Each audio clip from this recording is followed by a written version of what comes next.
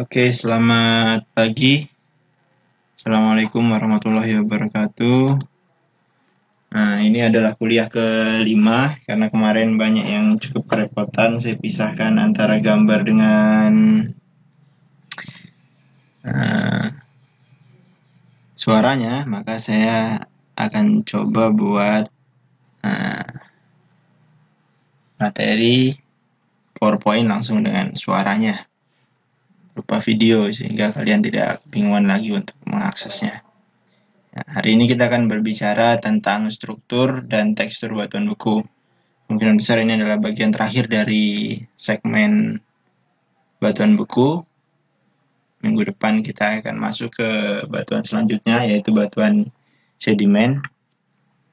Tapi nanti saya coba cek lagi kalau memang masih ada perlu yang diulas di batuan beku, akan saya tambahkan lagi materi batuan beku di minggu depan. Tapi sesuai rencana, minggu ini adalah struktur dan tekstur batuan beku. Jadi kemarin kita bicara tentang megastructure, hari ini kita bicara juga sedikit menyinggung tentang megastructure dan hand specimen structure tentang batuan beku. Langsung saja, ini adalah gambaran dari megastructure yang kemarin kalian lihat. Kalau kemarin bentuk tubuhnya ada batolit, ada stalk, ada lakolit, ada lapolit, ada seal, ada dike. Nah, sekarang kita melihat lebih detail dari bentuk besarnya. Di sini ada struktur yang kalian cuma bisa amati di lapangan yang disebut sebagai kekar tiang atau columnar joint. Nah, ini contoh yang saya ambil dari gambar di Devil's Tower in Wyoming, Amerika Serikat. Sebenarnya di Indonesia juga ada di beberapa tempat. Di Wonogiri itu cukup bagus singkapannya, di Gunung Gajah, di Bayat juga ada untuk columnar joint, cukup bagus. Ini adalah struktur batuan beku yang bisa kalian amati di lapangan. Ini terbentuk karena pengkerutan dari kristal magma perlahan, jadi dia dekat dengan permukaan. Ini. Nah, kemudian ada megaskoria, jadi lubang-lubang pelepasan gas yang ukurannya besar. Jadi disebut megaskoria. Sebenarnya dia juga skoria karena adanya pelepasan gas pada saat pembekuan magma, pembekuan di luar, sehingga volatil gasnya terlepas. Ini ada di Utah, Amerika Serikat juga. Kemudian ini ada bentuk kekar berlembar. Ini juga cuma bisa kalian amati di lapangan saat kalian mengambil hand specimen. Ini disebut hand specimen, nah, contoh stangan kalian itu seberapa besarnya itu. Jarang bisa kita jumpai adanya kekar berlembar. Kalau kalian lihat secara vertikal di satu dinding singkapan misalnya, maka dia akan berbentuk seperti perlapisan. Tapi saat kalian detailkan lagi, kalian lebih dekat, maka dia akan muncul tekstur batuan bekunya. Kristalnya apa? Interlocking. Jadi cirinya perbedaan antara batuan beku dengan batuan sedimen itu, batuan beku adalah batuan kristalin, artinya tersusun oleh kristal-kristal yang menjadi satu mineral, dan mineral itu saling interlocking satu sama lain. Interlocking itu mengunci.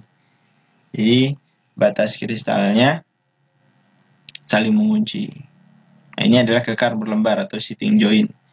Bagaimana dia terbentuk? Karena adanya rilis dari gaya yang membebani. Jadi hukum Newton itu ada aksi dan reaksi. Saat dia masih diberi aksi, maka dia akan termampatkan, dia akan menahan dari si beban yang diberikan. Nah, saat beban itu hilang secara relatif cepat, karena kenapa saya katakan relatif cepat, karena proses geologi yang dikatakan cepat itu biasanya lama untuk orang awam. Jadi ya dikatakan relatif cepat, sehingga rilis dari si hilangnya gaya tadi menyebabkan rekahan yang bersifat berlembar, makanya disebut sebagai sitting joint. Ini cuma kalian bisa dapatkan di lapangan. Ini adalah struktur pilow lava. Jadi ini yang disebut sebagai pilow-nya, lava bantalnya. Di pertemuan kemarin saya sempat singgung sedikit tentang pilow lava ini. Ciri khasnya dari si pilow lava itu apa? dia ada bread crack atau kerak roti, rekahan rotinya, akibat dari sama aksi reaksi juga. Jadi si magma menekan keluar menjadi lava itu membeku, tapi tidak bebas seperti yang ada di Hawaii mengalir, tapi dia tertekan oleh tekanan air yang ada di bawah permukaan, sehingga dia membentuk satu gumpalan-gumpalan seperti lava, seperti bantal ini. Ini kenapa disebut pillow lava. Nah, tadi struktur yang bisa kalian amati di lapangan. Sekarang kita akan berbicara lebih detail lagi bagaimana saat kalian mengambil hand specimen, contoh tangan. Struktur itu akan menggambarkan apa? Dia akan menggambarkan pembekuannya. Bagaimana dia akan membeku. Apakah dengan cepat, apakah dia perlahan. Nah, ini perlu diperhatikan bahwa tidak selalu kristalisasi. Kenapa tidak selalu kristal? Karena nanti ada contoh satu batuan beku yang dia holohyalin. Holohyalin itu dia 100% glass. Jadi glass itu adalah kristal yang tidak terbentuk secara sempurna. Dia rapid cooling, pembekuan secara cepat. Dia akan membentuk satu batuan beku yang disebut sebagai obsidian. Dan itu tidak kristal, dia glass. Bedanya kristal, dia punya batas yang jelas, punya sistem kristal. Sementara glass sifatnya amorf. Kalau yang ekstrusif, typically fine grain. Ya, semakin cepat dia membeku, maka kristalnya akan terbentuk semakin tidak sempurna, semakin halus. Nah, itu yang mencirikan dia. Kemudian ini terjadi pada dua model, baik di batuan beku maupun batuan sedimen, yaitu the color of the rock is an important clue to its bulk or average composition. Jadi warna akan memberikan clue atau memberikan petunjuk bagaimana kondisi komposisi dari si batuan itu. Nah, ini tidak hanya pada ekstrusif, intrusif juga sama. Ini kenapa di klasifikasinya Dr. Silbert Travis, dia menggunakan indikator color index untuk membagi apakah dia asam, basa, atau intermediate. Itu yang akan diperhatikan. Semakin dia ke asam, maka warnanya akan semakin cerah. Semakin dia ke basa, maka warnanya akan semakin gelap. Kemarin ada pertanyaan bagus. Bagaimana dengan si obsidian kok warnanya gelap? Nah, itu berbeda. Si obsidian dia bukan kristal. Ingat lagi, obsidian adalah glass, dan obsidian tidak selalu berwarna hitam, ada yang berwarna biru muda, ada yang berwarna hijau botol itu. Jadi dia adalah glass yang terbentuk dari pembekuan lava yang cepat sekali. Nah, kemudian untuk batuan beku intrusif, dia akan dominan coarse crystal size. Jadi kristalnya kasar. Lebih besar, dia bisa diamati. Kalau menurut Gilbert Turner, dia lebih dari 1 milimeter. Itu bisa dikatakan sebagai kristal kasar.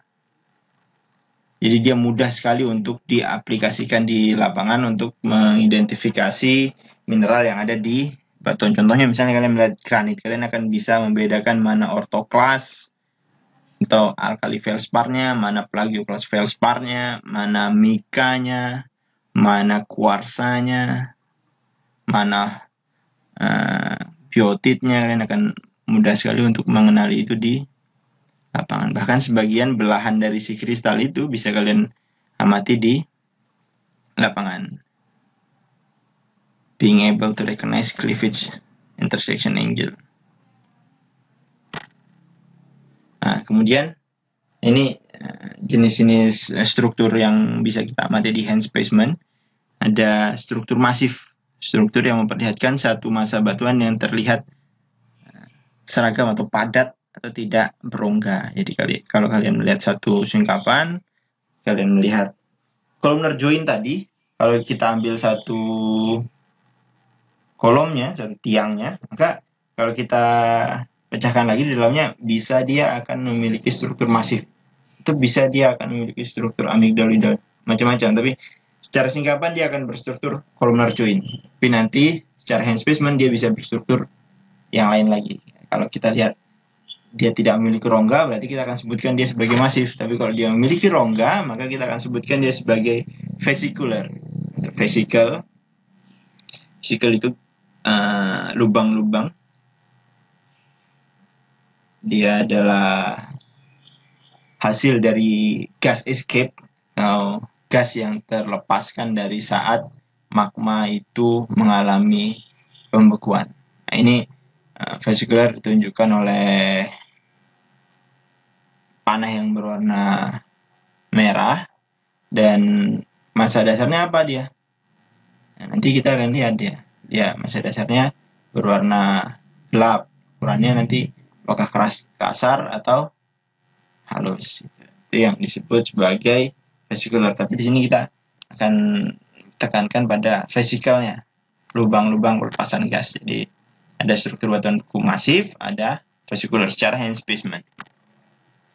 Kemudian ada vesicle dan xenolit. Jadi vesikelnya ini lubang pelepasan gas, tapi kalau xenolit ini adalah batuan yang tidak seharusnya ada di situ. Misal, kita punya batuan yang sifatnya adalah basa. Sifatnya batuan ada yang ultra basa, intermediate, dan asam. Beda dengan magma ya, magma basaltik, andesitik, dan riolitik. Tapi kalau dia sudah jadi batuan, dia berdasarkan proses diferensiasi kemarin itu, yang sempat kita bahas, dia akan menjadi 4 tipe batuan beku. Ada yang ultra basa, ada yang basa, atau dia ekstrusif dan intrusif nantinya. Si xenolit ini adalah batuan yang seharusnya dia tidak ada di situ. Batuan yang sudah membeku duluan di dapur magma, atau dia adalah batuan dari dinding-dinding jalur keluarnya si magma menjadi lava tadi, dia masuk ke dalam si batuan yang ada di situ. Misalnya ini ada si peridotit masuk ke dalam basalt. Si peridotitnya sudah batuan intrusi yang harusnya ada di dalam, ultra basa yang seharusnya tidak ada di batuan basalt yang sifatnya ekstrusif dan basa. Dari mana kita bisa tahu dia ekstrusif ini? Dia ada lubang-lubang pelepasan gas. Jadi saat dia masih di bawah permukaan, dia akan tertekan oleh burial, tertekan oleh pembebanan. Tapi saat dia keluar, maka dia akan melepaskan gas-gas yang ada di dalamnya sehingga menyebabkan lubang-lubang. Itu penciri bahwa vesikuler adalah struktur yang terbentuk pada batuan ekstrusif. Pelepasan CO2 ya. Nah, tapi di dalamnya ada batuan yang seharusnya tidak di situ, atau foreign rock, batuan asing yang ada masuk ke dalam situ. Itu yang disebut sebagai xenolit. Nanti kalau lebih kecil lagi skalanya, ada yang disebut sebagai phenoclise. Misalnya, kalian temukan riolit. Di dalam riolit, dia seharusnya tidak ada mineral olivin, karena batuannya itu adalah batuan asam. Sementara olivin, batuannya harusnya batuan ultra basa. Nah, itu jauh sekali range-nya, tapi ada kalian temukan olivin di dalam riolit, maka dia akan jadi xenocris. Jadi kalau xenolit itu batunya, xenocris itu mineralnya, kristalnya. Nah, itu. Kemudian ada scoria, high vesicular basalt. Jadi kalau yang vesicular itu dia lubang-lubang pelepasannya tidak intensif. Tidak rapid, tidak banyak. Tapi kalau scoria, dia lubang pelepasannya itu banyak sekali. Ada basalt. Ini sebenarnya ada sebagian yang mengatakan scoria seragam. Saya kurang setuju dengan pendapat yang mengatakan seperti itu, karena sangat subjektif untuk mengatakan dia seragam atau tidak seragam pada satu sampel di lapangan, karena batuan itu memiliki uncertainty atau ketidakpastian yang cukup tinggi sehingga akan sulit kita menjadikan dia bernilai kualitatif seragam dan tidak seragam. Nah, dia akan kuantitatif dan setiap orang akan memiliki pandangan yang berbeda kalau dia kualitatif. Nah, tapi kalau high vesicular basalt, nah ini dia punya lubang yang lebih intens, jadi lebih rapat jarak antar lubangnya. Berbeda dengan vesicular tadi yang jaraknya renggang. Kalian bisa lihat hampir setiap 1 senti, kurang dari 1 senti, 2 mili, dia akan muncul lubang-lubang pelepasan gas. Itu yang disebut sebagai skoria.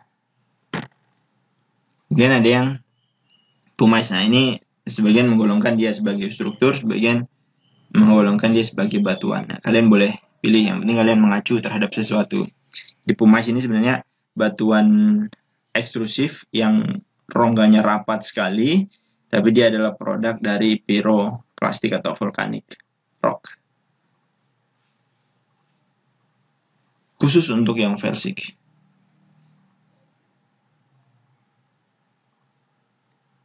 Versik itu asam. Nah, kalau ini ada amygdaloidal. Jadi amygdaloidal itu adalah struktur yang tadinya berongga dan terisi oleh mineral. Kalau vesikuler tadi itu rongga saja, tidak ada isinya. Ini ada isinya, jadi si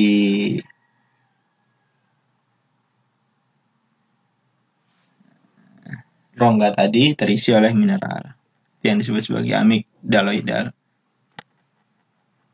Kemudian glassy. Jadi glassy ini khusus, the only one, satu-satunya untuk si obsidian. Dia betul-betul glass. Pecahnya, kalau kalian pecahkan botol, nah pecahnya itu seperti pecahan botol, karena dia sama glass. Botol dibentuk dari obsidian, Pak, berarti? Ya enggak juga. Betul, itu ada campuran kuarsanya. Jadi beda glass. Glass ini sifatnya kaca, bukan gelas.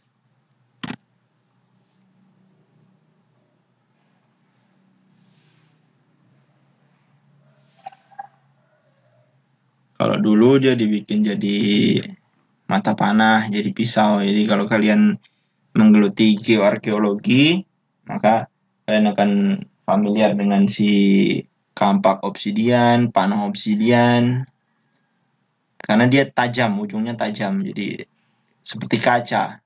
Itu dia dari orang-orang purba dulu, Homo erectus, Homo sapiens, itu mereka menggunakan obsidian sebagai alat potong.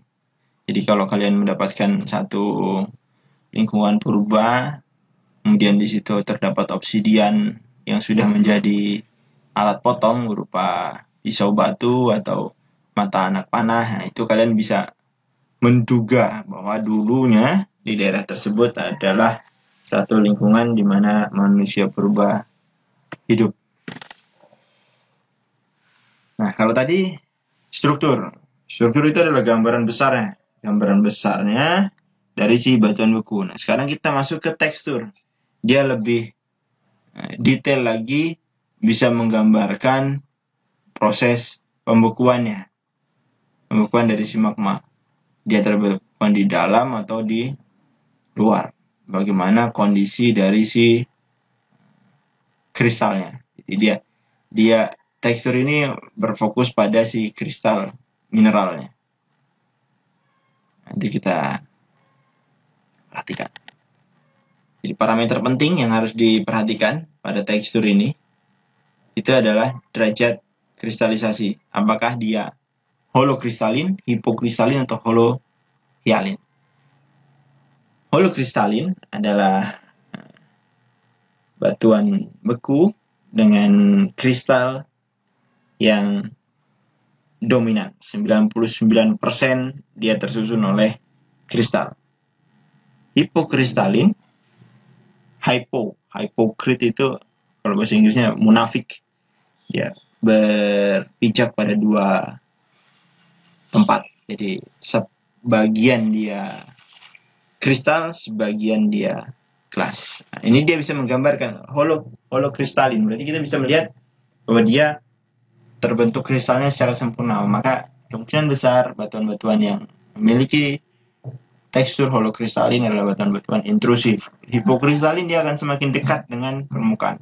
Holohialin fix, dia hanya akan terbentuk pada permukaan karena dia 100% adalah gelas.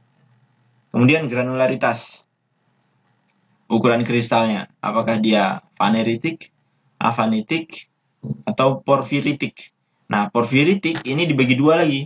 Ada porfiroafanitik, ada porfirofaneritik. Nanti kita akan bahas lebih dalam. Kalau faneritik itu kasar, afanitik itu halus. Porfiritik itu campuran antara afanitik dan porfiritik. Tapi nanti porfiroafanitik dan porfirofaneritik ini memiliki ciri khusus lagi. Kemudian bentuk kristal. Ada yang euhedral atau sempurna batas kristalnya, subhedral sebagian terbentuk batas kristal yang sempurna, sebagian tidak. Anhedral sama sekali tidak terbentuk batas kristal yang jelas. Nah, ini juga mencirikan euhedral berarti kristal-kristalnya terbentuk secara perlahan, sempurna sehingga batas-batasnya masih jelas. Kemudian hubungan antar kristalnya. Nah, kalau hubungan antar kristal ini sebenarnya ada dua.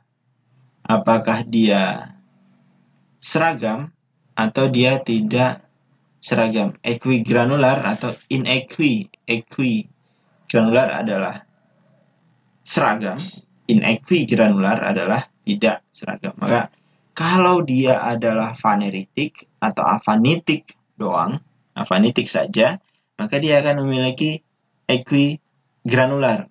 Kalau faneritik, kemungkinan besar dia akan vanidiomorfik. Vanidiomorfik equigranular adalah seragam dan besar, euhedral batasnya.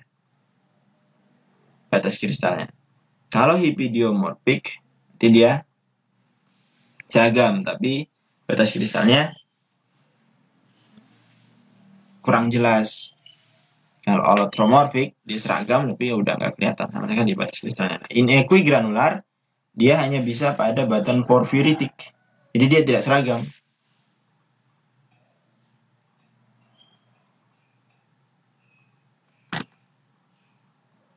Kemudian derajat kristalisasi.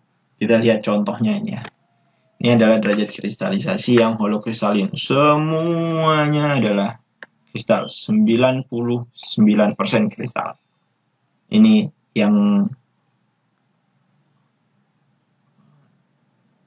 prismatik ini adalah ortoklas. Ini adalah kuarsa. Yang bening ini adalah plagioklas. Ada biotitnya. Ini adalah holokristalin. Contohnya di batuan granit. Kemudian hipokristalin.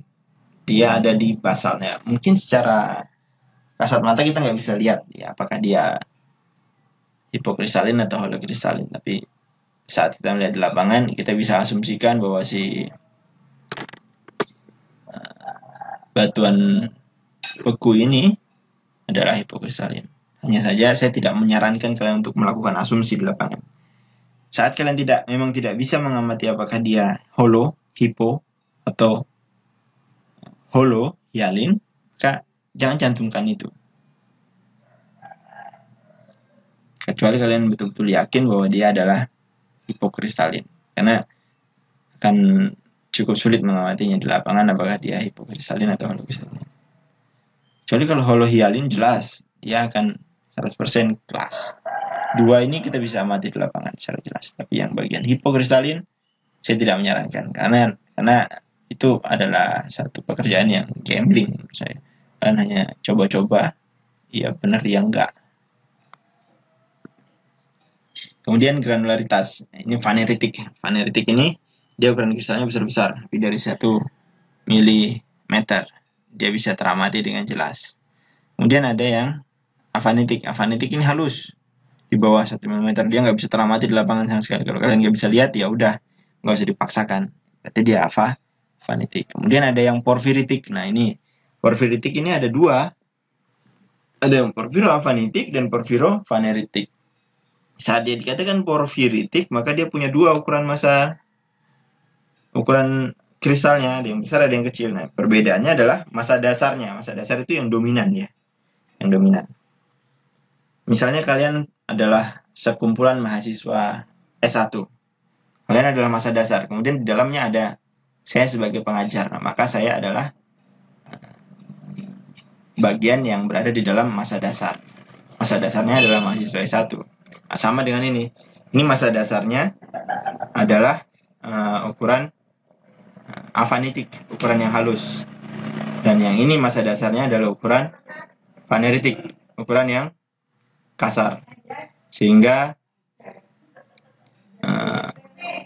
porfiro faneritik.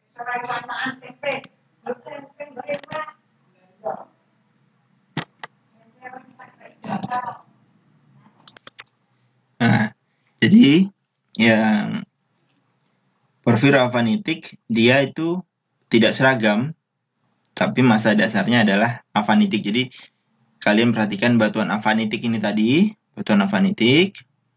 Nah, saat dia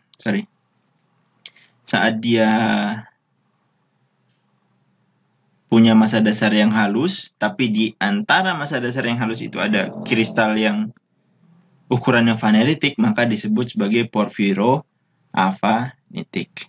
Nah, bedanya apa dengan porfiro-faneritik? Porfiro-faneritik massa dasarnya fanerik. Jadi si diorit ini tadi, dia kan fanerik, tapi di dalamnya ada plagioklas yang besar. Yang besar-besar. Nah, ini yang disebut sebagai porfiro-faneritik. Dia faneritik, tapi ukurannya enggak seragam. Di dalamnya ada yang besar, jadi namanya porfiro-faneritik. Kemudian bentuk kristal, ada yang bentuk kristalnya sempurna, ada yang bentuk kristalnya tidak sempurna. Ini contohnya biotit nih, bentuknya euhedral nih. Bentuknya euhedral. Batas-batasnya jelas. Tapi di granit sini sebagian si plagioklasnya, plagioklas feldspar-nya, dia ada yang subhedral, tapi lebih didominasi oleh euhedral. Tapi kalau yang di basalt ya kita nggak bisa lihat ya, kemungkinan besar dia anhedral. Tapi saya tidak menyarankan kalian untuk menduga. Terus gimana caranya melihat apakah basalt itu anhedral, subhedral, atau euhedral? Ada metode analisis berikutnya yang disebut sebagai analisis sayatan tipis. Jadi itu perlu proses. Saat kalian menduga terus, maka kalian tidak akan jadi geologis tapi jadi dukun. Itu bedanya ya. Kalian harus berbicara berdasarkan fakta. Jadi di granit ada yang subhedral, ada yang euhedral. Di basalt bisa jadi ada yang subhedral dan ada yang anhedral. Tapi euhedral akan jarang sekali ditemukan karena euhedral adalah kristal yang terbentuk secara perlahan.